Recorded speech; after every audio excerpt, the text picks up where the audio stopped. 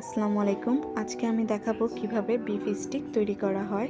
Beef stick তৈরি করতে যে উপকরণগুলো দরকার সবগুলোই আমি কাছে নিয়ে রাখলাম। তো এখন কিছু পরিমাণের মরিচের ফাঁকি দিব, এর সাথে কিছু পরিমাণের হলুদের ফাঁকি দিব।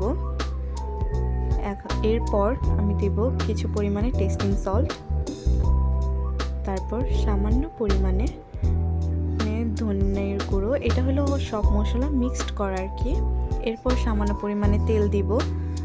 তেল দেওয়ার পর এর সাথে কিছু পরিমাণে সয়া সস মিক্সড করব। সয়া সসগুলোকে এখন ভালোভাবে মিক্সড করে নিব মশলাগুলো একসাথে চামচ দিয়ে নেড়ে। তার আগে কিছু পরিমাণে লবণ দিয়ে নিব। লবণ দেওয়ার পরে এগুলোকে মিক্সড করে নিব। তারপর সামান্য পরিমাণে কিছু পানি দিব। এরপর এটাকে আবার মিক্সড করে নিব। আমি আগের মশলাটা কিভাবে মিক্সড করেছি সেটা আমি আপনাদেরকে দেখালাম, যে সামান্য পরিমাণটা নিয়ে এখন এটাকে একসাথে মিক্সড করে দিলাম। এই আমার রেডি মশলা। এখন তার আগে মাংস নিব। একটা মাংসকে ভালোভাবে ছেঁচে নিব যাতে নাকি এটার মধ্যে ভালোভাবে মশলাটা মিক্সড হয় বা ভালোভাবে মশলাটা ভিতরে যায়। এজন্য আগে কাঁটা চামচ দিয়ে এটাকে ছেঁচে নিব। এরপর মশলাটা দিব। মশলা দেওয়ার পর হাত দিয়ে ভালোভাবে নেড়ে চেড়ে মশলাটাকে ভিতরে যাতে মিক্সড হয় সেভাবে মাখবো। এভাবে করে আরেকটা নিলাম। ঠিক একই উপকরণভাবে এটাকে আগে ছেঁচে নিব। তারপর এর মধ্যে মশলাটাকে মিক্সড করব। এইভাবে করে আমি বাকিগুলো ট্রাই করে নিলাম। ঠিক এইভাবে করে আমি বাকিগুলো কাজ করে নিলাম। বাকিগুলোতেও মশলা মিক্সড করে নিলাম। এরপর পেনটাকে আগেই দেওয়া ছিল, একে সামান্য পরিমাণের তেল দিলাম। তেলটাকে ছড়িয়ে দিলাম।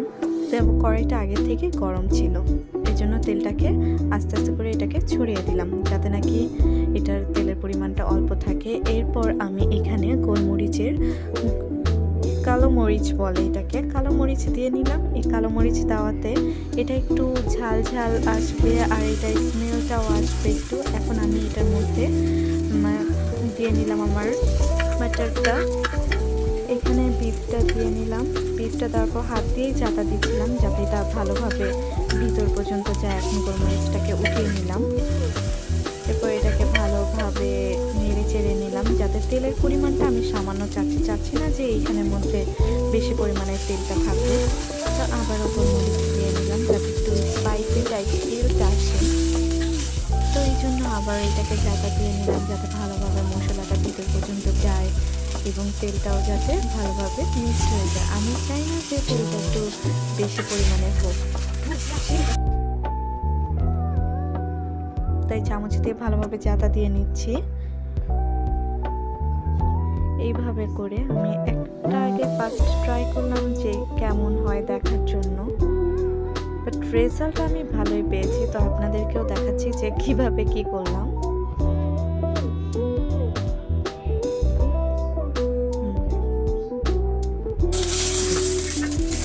আবার আমার এটা রেডি হয়ে যাচ্ছে, মোটামুটি রেডি হয়ে গেছে।